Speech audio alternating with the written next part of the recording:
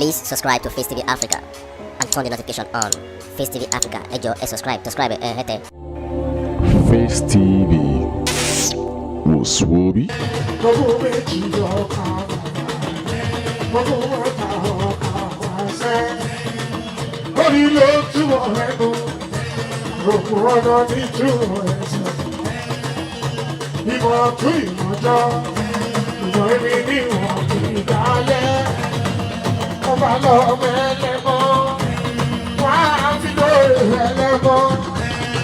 Bàbá lọ bèèrè wá fìdòrè ẹrù ọwọ́ wọn má tẹ̀ pín wá fìdòrè aláre gbọ́dọ̀. Àwọn mẹ́tẹ̀ẹ̀ta parapọ̀ ṣẹṣẹ wọn wá jọ pẹ́ẹ́wọ́ ẹ̀rọ olóko jẹ wọ́n pa ìtọ́lá akíntọ́lá ọ̀hún wọ́n pa ìjọba ọmọ àtàwọn wọ́n pa ní ṣàfádà bẹ́ ọmọ bá ìjẹ̀bù gbére lóde olúfẹ́ ajákúrò lóde ọ̀run. Ṣáàmùsì nínú mi ọmọdé Yéṣu. Owó ọkọ̀ ṣọlá pé happy birthday to you ọ̀rẹ́ mi. Ẹ̀mí àṣekù pọ̀ aṣọ́kọ̀ ọdún láyé. Ọ̀yá ìgbé ní wàásù. Adékòrò ègbò kí ẹ. Ṣàǹkà wà á máa kọdún ayọ̀ ó ní kọdún ìbànújẹ́ nínú owó lọ́mọ àlàáfíà Ṣọlápé àìkú balẹ̀ ọ̀rọ̀ nínú ilé wa látètè kan ṣe lọ́rọ̀ rẹ̀ kí wà bàbá. Bó tún ṣe sí ní bọ́dà lẹ́ẹ̀kejì máa bọ́ pátá ẹ̀ yọ. Olúwàjí, bàbá ṣe sí ní bọ́dà lẹ́ẹ̀kẹta àfọ̀pátá ẹ̀ yọ. Bó ṣe pé ṣe pé o, bó ṣe pé ṣe pé. Bó ṣe pé ṣe pé, bó ṣe pé ṣe pé.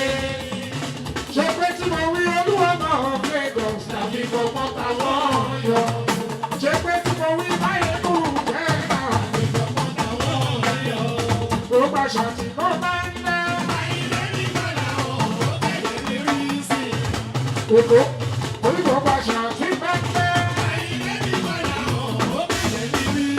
Àlókèdè ní rí sí i. Ó kèdè ní rí sí i. Ó kèdè ní rí sí i. Ó kèdè ní rí sí i. Àṣàtì wọ́n máa ń lẹ́. Bọ́lọ́mà ló ń bọ̀, bọ́lọ́mà ló ń bọ̀.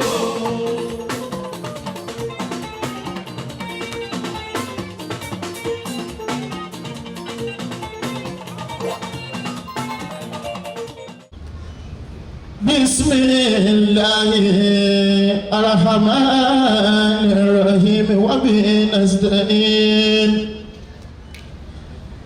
Ya Rabbana bijahi ladayka inna wasal nabi ilayka mu'tamidina Rabbana yadayka wa talibina al-khayra min yadayka fa'ali milkun lásẹ̀mí lárúṣìdí. Náà ètò aláàkọ́ tí ó wà nígbà ìwọ náà ni kí ṣe àdúrà bẹ̀rẹ̀. Engineer ìjọba ń wo máìkì sí reading from the Holy Quran, àyọkẹ́ láti nínú Al-Quran. Ìdílé méjèèjì tí wọ́n ṣe nǹkan lénìí àwọn náà ni Alhaj àti Alhaja. A tún lè lo Mr. and Mrs. Ibrahim Yekini Bakare. Now, ó lọ bẹ́ẹ̀ tọ̀ alhamdulillah kí a bọ́ sí ètò kejì bàbá tẹ̀lé rí pé ìrìbà ẹ̀ṣẹ́ tó bá jẹ́ bòmí ni nǹkan tó kù àti dàálẹ̀ báyìí bọ̀ ilé láwà mo ṣe ń bọ̀ èyí tí ó kàn ní sèwọ́n náà ni kí a lọ sí àyọkẹ́ láti nínú Al-Qur'an gbogbo àti abáwà níbi tí a bá borí ẹjọ́ nítorí ànábì ẹ jẹ́ ká wá nǹkan kakọ̀ fi kọ́va ìran wa gbogbo èyí tí a fẹ́ ṣe yìí náà ní pẹ́ rárá kí a tó bọ́ sí agbófàájì afáwa tí wọ́n bàbá ka Al-Qur'an fún wa wọn náà ni afáwa Ridwan.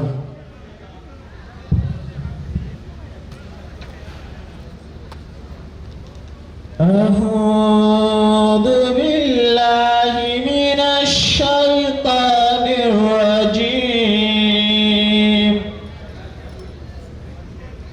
بسم الله الرحمن الرحيم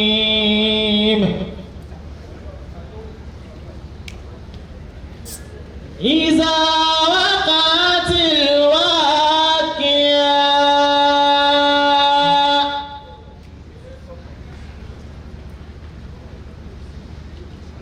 ليس الوقعتها كاذبة خافضة رافعة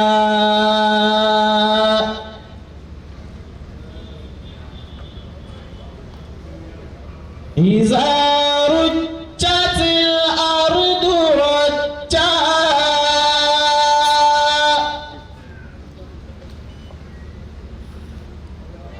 وبست الجبال بسا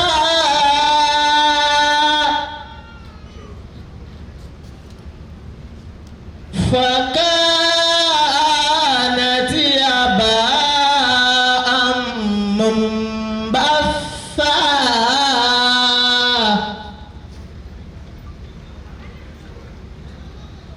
وكنتم أزواجا ثلاثة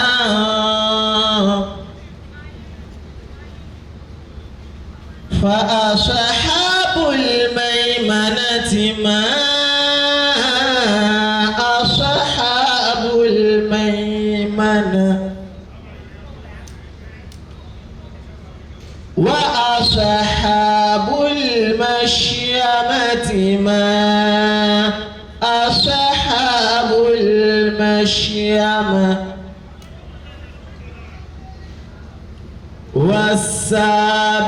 والسابقون السابقون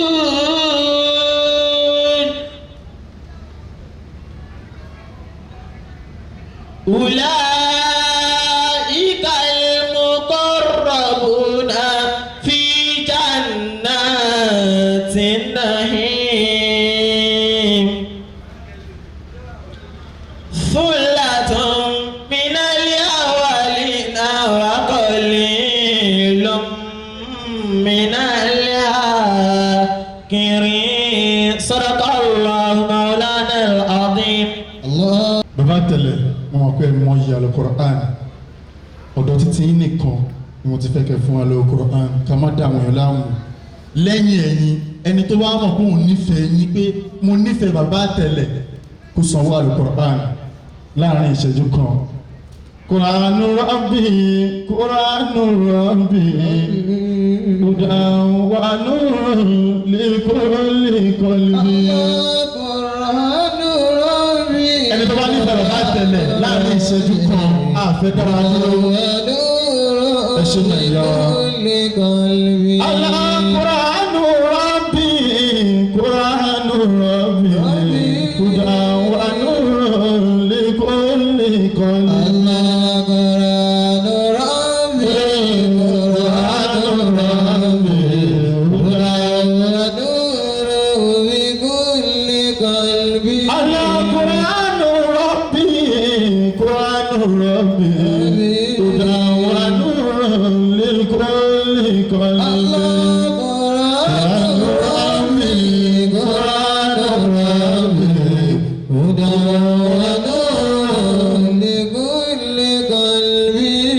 Alhamdulillah. alamin.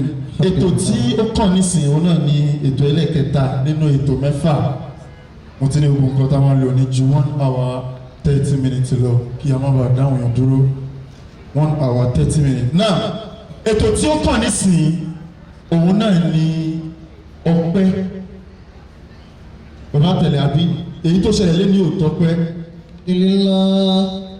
A fẹ́ dúpẹ́. Please subscribe to Face TV Africa and turn the notification on. Face TV Africa, ẹ jọ̀ọ́ subscribe, hete. Face TV was Swoby.